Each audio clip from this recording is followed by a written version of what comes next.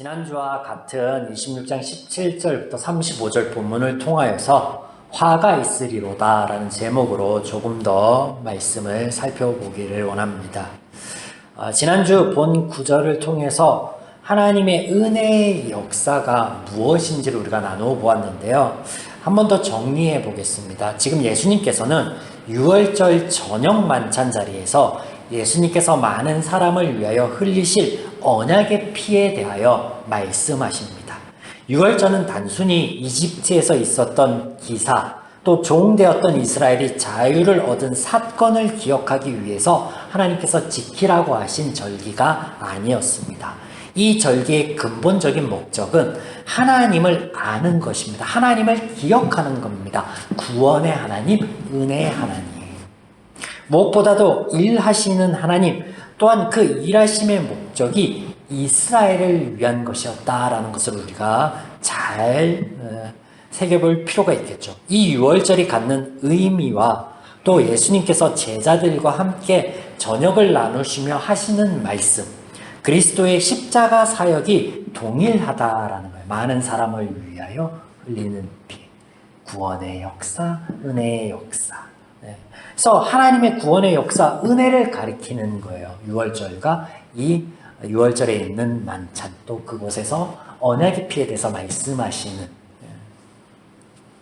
사람들이 흔히 실수하는 것 중에 하나가 은혜와 값을 혼동하는 경우가 있습니다. 말 그대로 은혜는요, 선물이에요. 자격이나 요건을 따라서 주는 것이 아니라 오히려 요건이 안 되고 자격이 안 되는 사람에게 주어지는 거예요. 그냥 거저, 대가 없이. 그것이 은혜입니다. 이 유월절 저녁에 두 명의 인물이 조명되고 있습니다. 본문에 등장하는 두 인물이 바로 유다와 베드로입니다. 두 명 다 죄인입니다. 성경에서는 모든 사람이 죄인이다 라고 못 박아 말씀하십니다. 하나님에 대하여서도 하나님의 일하심에 대해서도 무지하며 오직 죄에 사로잡혀서 죄가 시키는 대로밖에 할 수 없는 죄의 노예인 상태에 있다라는 것을 염두에 둔다면, 물론 가이사랴 빌립보라는 장소에서 베드로가 마태복음 16장에 이런 고백을 하죠. 예수님을 향해 예수는 그리스도이시요 살아계신 하나님의 아들입니다 라고. 그때 예수님께서 무엇이라고 말씀하셨죠? 베드로야, 네가 복이 있다. 이것은 성령님의 인도하심 안에서 네가 그렇게 고백할 수 있었던 거야 라고 말씀하십니다. 뭐라고요? 이것이 베드로의 신앙 고백이 아니라 뭐라고요? 성령님께서 그 입을 통해서 예수님이 그리스도임을 증거케 하신 하나님의 역사였다라고 기록하고 있습니다. 성경에서 한 번도 사람을 나누거나 분류한 적이 없다라는 거죠. 이것이 세상, 즉 죄가 아주 잘하는 것인데, 우리 너무나 잘 알고 있는 요나 선지자 이야기를 한번 떠올려 볼까요? 하나님께서 오직 택한 백성 이스라엘만을 위하신다. 그들에게만 은혜를 베푸시고 그들에게만 구원의 은혜가 있다 라고 생각하는 게 누구 생각이었어요? 이스라엘의 생각이었죠. 이스라엘, 죄인이었던 이스라엘 생각. 그래서 그 죄인의 고백, 그 죄인의 생각, 그 죄인의 어그러진 가치관을, 기준을 깨기 위해서 요나 선지자 이야기가 성경에 등장하는 거예요. 이 이야기를 통해서 하나님께서는 차별이 없으시며 심지어는 당신의 피조물 동물조차도 어떻게 사랑하시고 생각하신다라고 말씀하시죠. 창세기에 보시면 창조하신 그날, 인간뿐만 아니라 하나님의 창조한 그 모든 날에 보시기에 좋았더라라고 말씀하십니다. 식물을 만드시고도, 땅을 만드시고도, 바다를 만드시고도, 하늘과 별을 만드시고도, 동물을 만드시고도 어떻게 보시기에 좋았더라라고. 그래서 요나 4장 10절에서 11절에는 이렇게 요나의 말씀의 결론이 이렇게 등장하죠. 여호와께서 이르시되 네가 수고도 아니하였고 지배도 아니하였고 하룻밤에 났다가 하룻밤에 말라버린 이 박넝쿨조차도 아꼈거늘 하물며 이 큰 성읍 니느웨에는 좌우를 분별하지 못하는 자가 12만 명이요 가축도 많이 있나니 내가 어찌 아끼지 아니하랴. 네. 다시 본문으로 돌아가서 예수님께서 베드로를 사랑하시고 예수님을 팔게 되는 유다는 미워하시고 저주하는가? 아니라는 거죠. 똑같은 증인인데 예수님의 제자이고 구원의 대상이고 은혜의 대상이다라는 거예요. 그간 우리에게 조금 불편함이 되었던 구절을 오늘 좀 구체적으로 보고자 합니다. 24절. 인자는 자기에 대하여 기록된 대로 가거니와 인자를 파는 그 사람에게는 화가 있으리로다. 그 사람은 차라리 태어나지 아니하였더라면 제게 좋을 뻔하였느니라. 여기에 화가 있으리로다 라고 번역된 단어를 좀 보시겠습니다. 어떤 느낌이 드십니까, 여러분? 화가 있으리로다 라고 표현되어 있는 이 구절을 딱 읽을 때 어떤 느낌이 들어요? 화를 입는다? 여기서 화는 물론 안 좋은 일을 뜻하겠죠. 재난, 재해 등.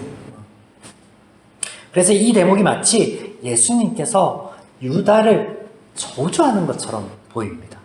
화가 있으리로다 라고. 그런데 원어에는요, 전혀 다른 의미를 내포하고 있습니다. 갖고 있습니다. 지난주 잠깐 언급드렸던 대목인데요. 보시겠습니다. 원어에 이 화가 있으리로다 라는 이 동사는 그 우하이로 본래는 슬픈 감정에서 쏟아내는 일종의 감탄사입니다. 슬프도다.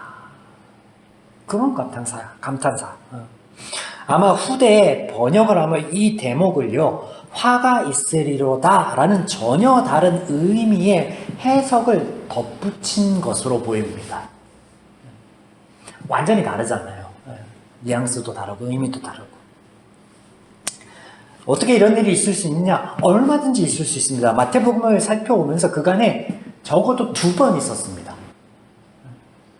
예수님께서 분명히 과거형으로 말씀하셨는데 복을 받았다라고, 그런데 복을 받을 것이다 라고 번역해 놓았고요. 그리고 예수님의 비유에서 큰아들과 작은아들 나올 때 원어상에는 분명히 큰아들이다 라고 나왔는데 번역하면서 작은아들입니다 라고 번역을 해 놓았고, 얼마든지요 번역을 하면서 이 번역자 본인이 가지고 있는 신앙이나 가치관을 방영할 수 있다라는 거예요.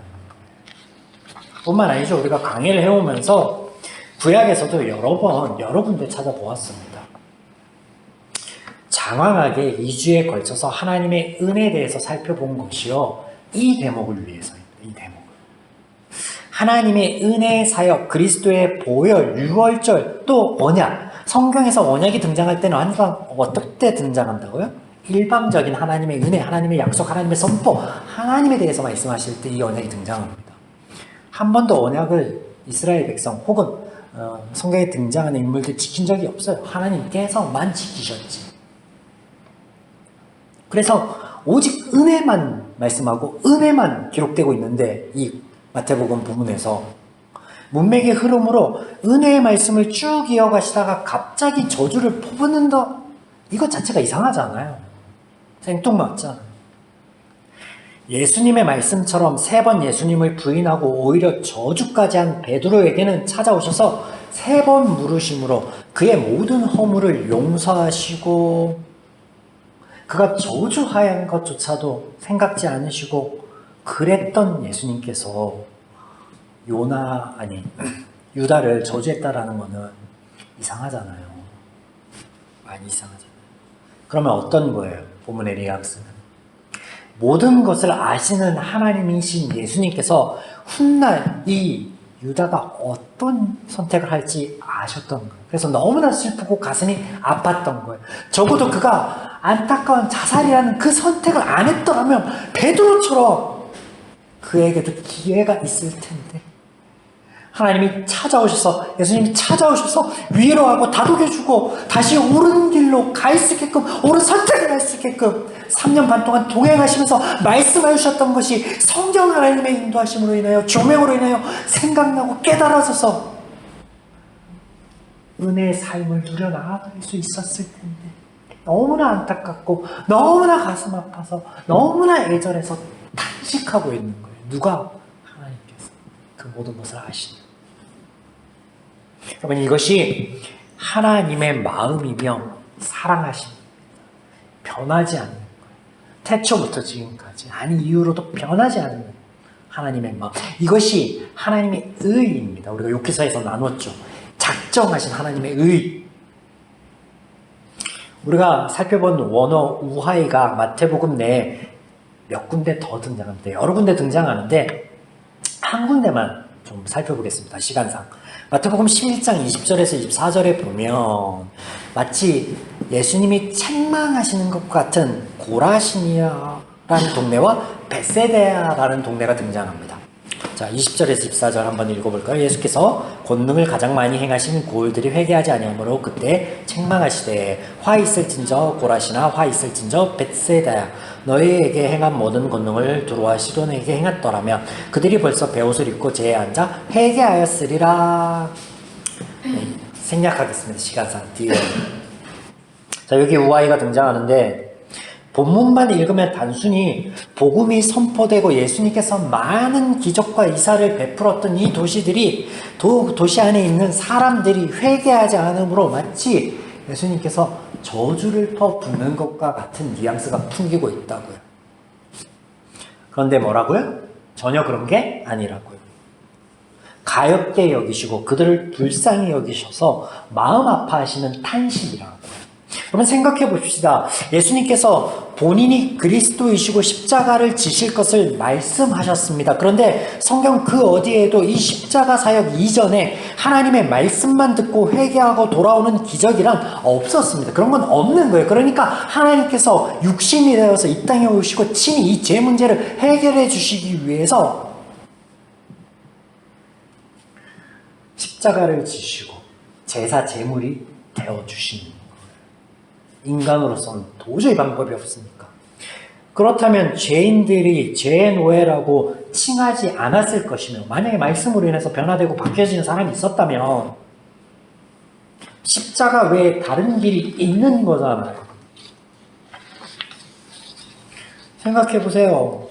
예수님께서 3년 반 공생의 기간 동안에 여기 고라신과 벳세다에만 머무르시면서 사역을 하셨으면 결과가 달라졌을까요? 더 많은 이적과 기사를 행했으면 달라졌을까요? 아니요. 마찬가지 어디에서 사역을 하시든 회중들은요, 예수님의 사역, 하나님의 말씀에는 관심이 없어요. 어디에 관심이 있나요?